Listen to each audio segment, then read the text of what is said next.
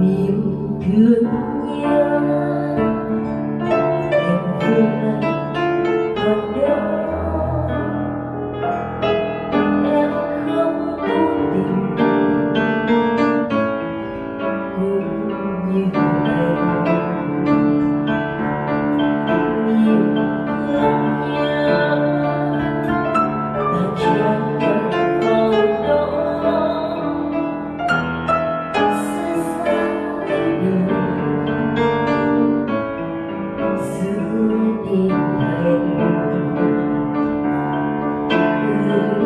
chưa xa xôi đâu xưa tiếng đơn cười quên trong lạnh lùng nghe gió hát không ngừng em dáng xưa yêu kiều cây tóc xanh yêu kiều người gian riêng buồn cười nhớ thương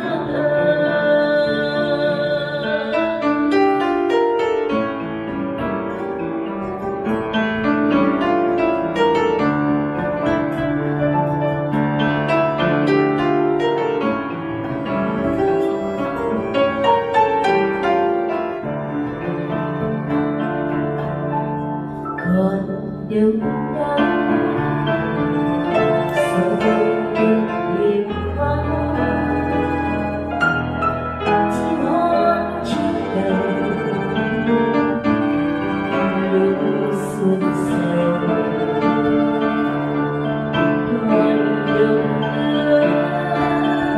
không gạt hương người đó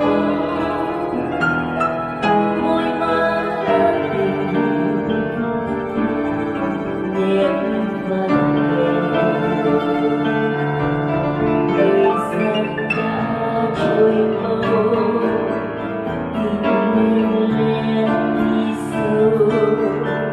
chưa ấm lên cuộc đời nay đã như mây trôi anh có biết mang về cho gió thêm êm chềm người gian riêng cuộc đời nhớ thương